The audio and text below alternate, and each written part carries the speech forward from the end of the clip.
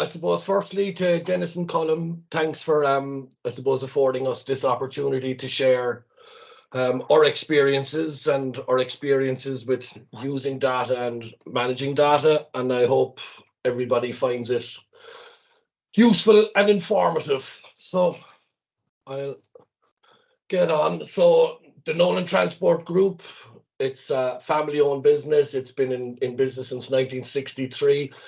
But as you can see, we've got over 1,000 employees and 2,700 freight units. So a lot of moving people and a lot of moving parts. And all of those moving parts are generating data for us, and data that we rely heavily on, I suppose, to control and inform the direction that our business takes and the direction in the future that we are taking. So to me, and we've invested like everybody else, and we're piloting several alternative fuel sources, so HVO, hydrogen cells, fuel additives. We're looking at solar power for, powering trailers, etc. But to me, the real fuel that will drive our business into a sustainable future is the data that we have and how we use the data. So the scientists and the regulators, all the new fuel types and alternatives, they'll all come into force in due time. But something we have control over right now is the data we generate and how we use it. So that's our aim, and that's what we do. So for me and for us as a group, our ultimate target is zero harm. And by zero harm, we mean to the people, so our own people and all the other people we come into contact with, particularly on the transport side, vulnerable road users, so be they cyclists, pedestrians, etc., the communities in which we operate, and obviously our reputation and the service we provide to our customers. The data always also allows us agility, so we can be extremely agile where we send our resources, how we resource various lanes, how we resource various customers and various opportunities. Efficiency, so obviously we want to run our fleet and our business as efficiently as possible. Customer service, profitability, and sustainability. So by using, as I said earlier, using the data that we have, we're achieving reductions in our emissions, more cost-effective use of our resources, and more impact in the areas that we operate. Data also, to me, is a proactive risk management tool. So since we started, I suppose, looking at our data in depth and then using that data in a targeted fashion, we have seen far better control of our risks, and that has been seen measurable improvements in our accident statistics, in our near-miss statistics, and ultimately insurance costs. So using the data sensibly, carefully, it gives us an outcome and a pathway to our targets, as I say, of zero harm across the business. Part, obviously, of any transport business is the driver cohort. And as Colm mentioned at the outset, there is a labour shortage. So having drivers, keeping drivers, and getting the best out of the drivers you have is hugely important to us. So with the IRU, based in Geneva in Switzerland, we developed a system called Roadmasters.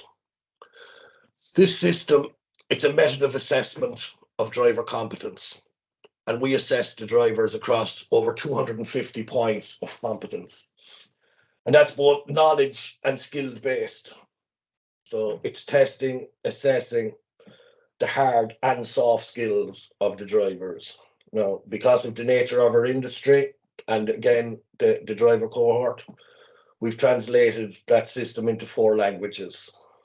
And the system allows us not only to build up a very, very, I suppose, solid pool of data, but it also gives us instant feedback that we can deliver to the driver there and then, during and just after his assessment.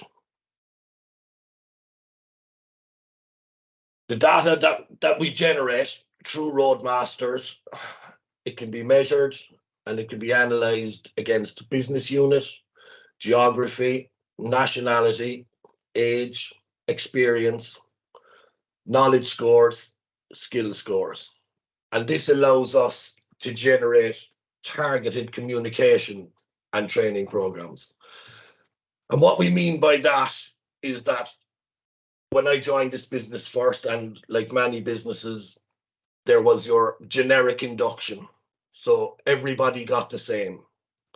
So they went through the skills, they went through what was expected, the performance, safety, etc., etc. It was a very generic induction program. And we found and noticed, I suppose, failings in that. So by running this system and by analysing the results of this system, we very quickly saw differences, an example being age. Guys, older guys, very, very strong on the hard skills. Younger guys, very, very good on the soft skills, the tech, that sort of thing.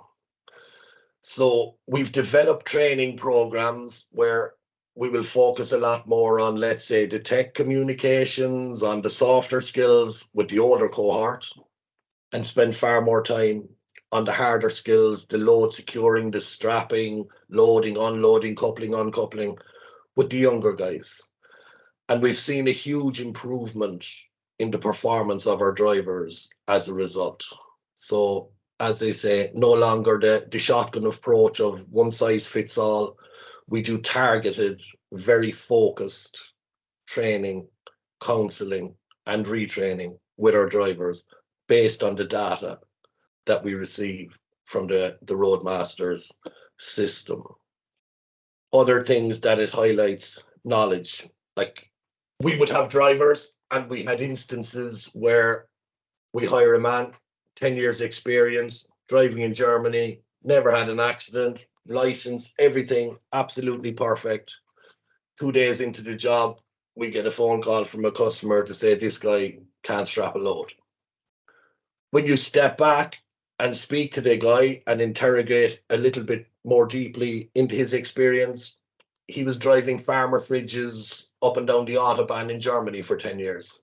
Never saw a ratchet strap, never saw a rope, never saw a flat trailer, as an example. But in the early days, perfect record, get this guy on the road, give him his induction. Whereas now we interrogate more the experience of the guys, and Roadmasters allows us to assess the capability and the experience of the guys. And again, that allows us not only to focus the training, but also to allocate the resources accordingly. So I have a farmer load to collect. I have a complex concrete load to collect. Who do I send? The guy with the really good hard physical skills to do the strapping, the security. The guy with the farmer load who has to engage more with technology, reporting. Send that guy. So it allows us to allocate resources to specific customers and specific lanes, which ultimately leads to more customer satisfaction, more efficiency for us, less problems, and we move on from there. And right throughout the driver's career within the company, we continuously reassess. And it gives us a training needs analysis that allows us to focus our training on the individual rather than the broad sweep that one size fits all. And the results are very measurable, verifiable, and the curve has been only one way since we introduced this system of assessing our drivers. So that's one of the methods we use. The other one, and similarly, performance data. All transport companies receive, this typical type of data. And there are so many telematics, as Colm said, and we get the telemetry from the various telematic systems. They all pretty much tell us the same thing. But without interrogating the data, it's pretty useless and of very little value to the business. So I will get 10 guys who have a perfect performance score. The next 10 guys, not so good. But the difference is those 10 guys are pulling 26 pallets of tissue up the motorway. The other 10 guys are pulling steel through the Welsh valleys. So we get paid the same rate for the job. It's got the same quality of driver, but the outcomes are so much more different. So that allows us to look from a marketing sales point of view, again, from an allocation of resources, what are the most efficient, productive, and ultimately most profitable routes that we should be targeting, and who are the people we should be allocating to those various tasks. So the telemetry is great, but if you don't interrogate that telemetry, it's pretty useless. It's data for data's sake. So we look at overrating, overspeeding, harsh braking, and those are all indicators of a future accident. But you can't take that in isolation. You have to look at the roads that are being driven, the loads that are being pulled, you know, weather conditions, etc., etc.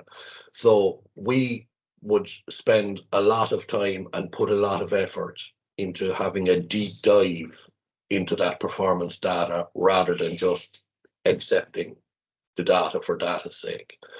And again, it's by taking that approach, we've seen a huge improvement in our accident near miss statistics, also in our fuel usage across the company.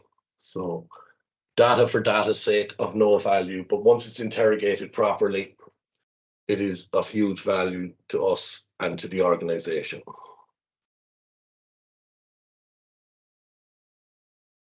Utilization data. We also track the utilization of our resources, both human and mechanical. Carefully analyze that.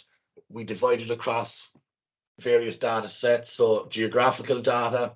So we divide our fleet into Ireland, Ireland, UK, UK only, EU, Ireland, EU, business units. By tracking the utilization, we can see very quickly the best uses, again, of our resources. And it gives us the ability and the agility to move resources to resource the various areas. So it's, again, a very, very useful and, I suppose, fast response it allows to give us to do informed routing and planning. Okay, so it gives our planners the information they need for the allocation of the various resources. Our sales and marketing people, we can see where best our resources are being utilized and where there are gaps and areas that they may need to focus on. And obviously it identifies areas of waste and promotes efficiency within the group. So we keep our utilization figures as close to the maximum as possible. Well, then it leads to a far more productive, efficient, and ultimately profitable business. The agility it gives us allows, I suppose, such a fast response to moves in the market that it gives us quite an advantage over some of our competitors. And the fact that we're using our fleet as efficiently as possible, it's a huge help as we aim to achieve our sustainability goals. Tachograph analysis, again, all of us, we have a compliance and a regulatory, I suppose, responsibility that all tachograph data is analysed. We use TrueTach. There are several other systems. We find TrueTach works for us. So we analyse the driving hours, truck rolling hours, driver breaks, driver's rest, overspeeding, working time, ferry crossings, driver infringements, etc. But by properly reviewing that tachograph data, it allows for far more timely interventions. And again, we generate targeted, focused counselling and retraining, rather than, again, just a broad sweep of training initiatives.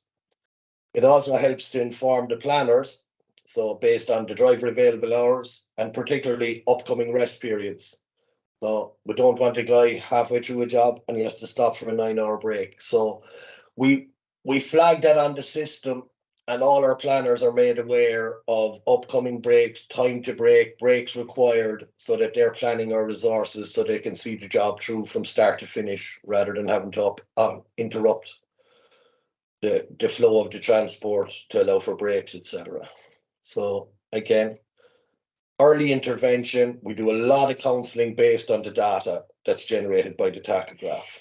So guys who maybe not quite understands the requirements for brakes, guys who are over speeding, guys who are, harsh braking, it all feeds through from the tachograph, and it allows us to intervene, I suppose, quickly, get ahead of the curve. And we've definitely seen that in conjunction with our Roadmasters data has allowed us to get much greater control and, as I say, measurable improvements on our accident incidents, and then ultimately insurance costings, and also on our fuel consumption.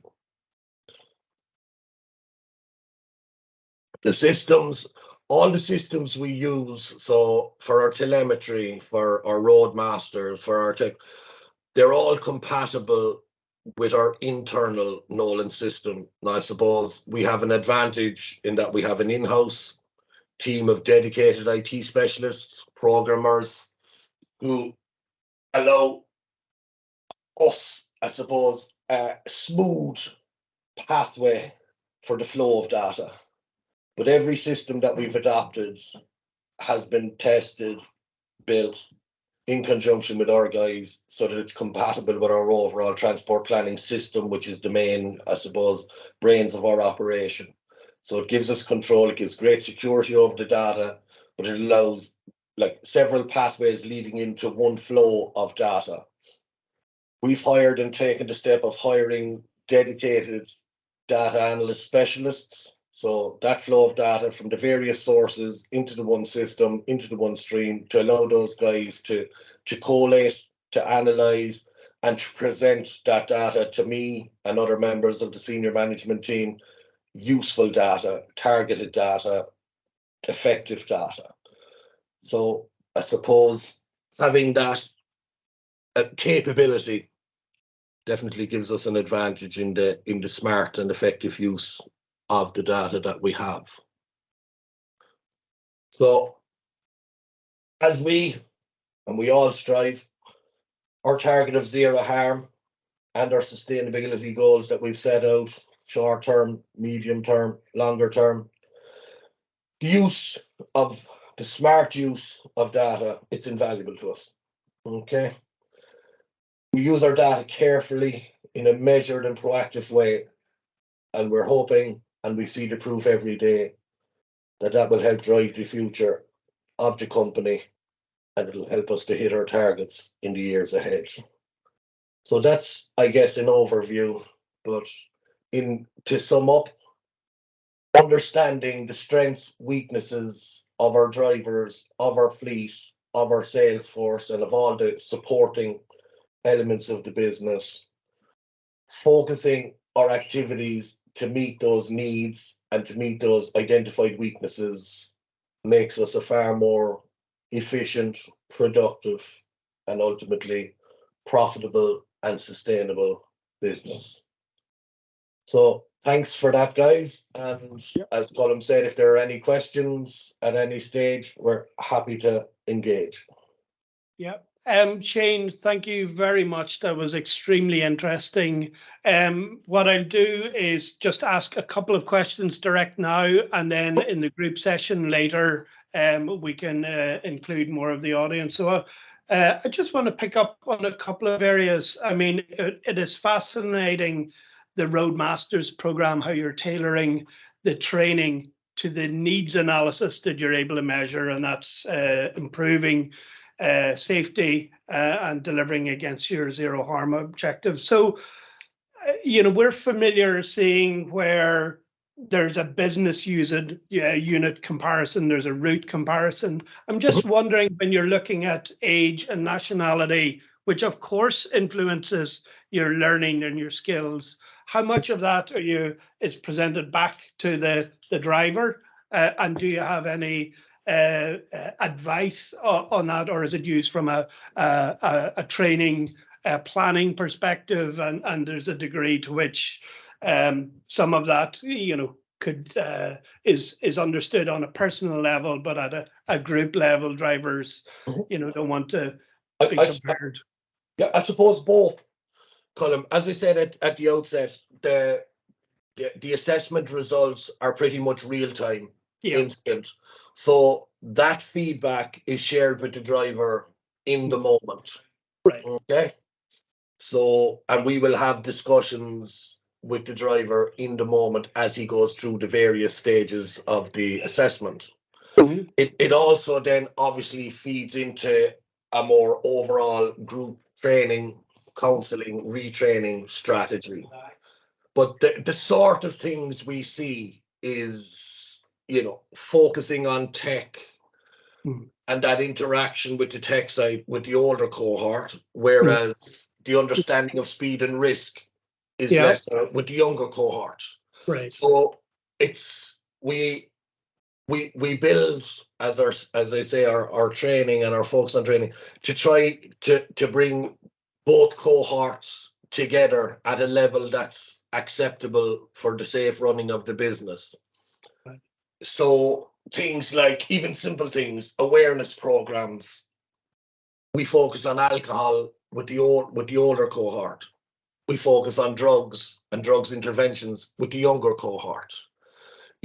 Speed is an issue with the younger cohort. The understanding of strapping security is a bigger issue with the younger cohort. Again, it's more the interaction and the tech with the older cohort. And you must remember, and we all recognize this, some guys come to us varying levels of education, various levels of understanding of English, so it allows us, like, yes, there's instant feedback, but it really, really allows us to build very targeted programs for the individuals and for the cohorts. Right. Basically. Okay. No. Thanks for answering that. And one more question before we move on here. Is when you'll be, I expect, in a continuous fleet modernization program. You have so many vehicles; they're becoming increasingly sophisticated, and so does that create a pressure or an opportunity, or both, with the insights that could be derived from new sensors and telemetry? It's both, and I suppose the model that we operate, if at all possible, we want all these systems to be able to speak directly to our internal system here. So compatibility with the system we currently run and operate is sometimes a challenge. And then so many sources of data to allow us a deep dive capability. Like, we've got the human element, we've got the data streams, but probably the biggest challenge is to have a deep dive system that's compatible with our in-house systems, that feeds that data, in one flow, in one stream.